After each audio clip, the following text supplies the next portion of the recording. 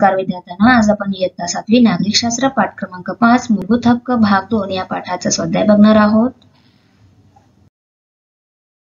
प्रश्न पहिला, लिहिते व्हा। 1 नंबर प्रश्न, धार्मिक कर लादण्यास संविधान प्रतिबंध करते। उत्तर, कारण धार्मिक कराचा उपयोग विशेष धर्माला प्रोत्साहन देण्यासाठी केला जाऊ शकतो, म्हणून धार्मिक कर लादण्यास संविधानाने शासनाला प्रतिबंध केला आहे। संविधानात्मक उपयोजनांचा हक्क म्हणजे काय? उत्तर, संविधानाने दिलेल्या मूलभूत हक्कांचा भंग झाल्यास नागरिकांना न्यायालयात त्याविरुद्ध दाद मागण्याचा जो हक्क असतो त्यालाच संविधानात्मक उपयोजनांचा हक्क असे म्हणतात। प्रश्न 2, योग्य शब्द लिहा। बेकायदेशीर अटक व स्थानबद्धता यापासून संरक्षण। देहोक्ती किंवा बंदी प्रत्यक्षीकरण। कोणत्या अधिकाऱ्याने ही कृती केली असा सरकारी अधिकाऱ्याकडे जाब मागण्याचा न्यायालयाचा आदेश। अधिकार पृच्छा। 3, लोकशाहीसाठी शासनाला एखादी कृती करण्यासाठी दिला जाणारा न्यायालयाचा आदेश। परमादेश। कनिष्ठ न्यायालयाने आपल्या अधिकार क्षेत्राच्या पलीकडे न जाण्याविषयीचा आदेश। मनाई हुकूम किंवा प्रतिषेध।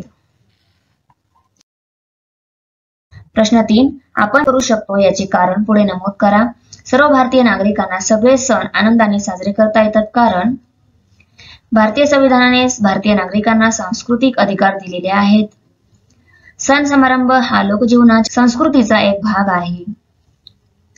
आपले सांस्कृतिक वेगळेपण जपण्याचा अधिकार संविधानाने मान्य केला आहे, म्हणून सर्व भारतीय नागरिकांना आपले सण आनंदाने साजरे करता येतात। 2, मला मराठी भाषेतून शिक्षण घेता येते कारण भारतीय संविधानाने नागरिकांना शैक्षणिक अधिकार दिले आहेत। या अधिकारानुसार नागरिकाला आपली भाषा, लिपी, साहित्य यांचे जतन करता येते। आपल्या मातृभाषेच्या संवर्धनासाठी प्रयत्न करता येतात, म्हणून संविधानातील या शैक्षणिक अधिकारानुसार मला मराठी भाषेतून शिक्षण घेता येते। प्रश्न 4, रिकाम्या जागी कोणता शब्द लिहावा बरे? हक्कभंग संबंधीची आपली तक्रार टिंबटिंब विचारात घेते। न्यायालय। शासनाची आर्थिक मदत घेणाऱ्या शाळांमध्ये टिंबटिंब शिक्षण सक्तीचे करता येत नाही। धार्मिक। Thanks for watching video. इयत्ता 7वीच्या मराठी, सेमी आणि इंग्रजी या माध्यमांच्या सर्व विषयांच्या स्वाध्यायाच्या नवनवीन व्हिडिओसाठी चॅनलला सबस्क्राईब नक्की करा, लाईक करा, कमेंट करा आणि वर्गमित्रांना शेअर करा।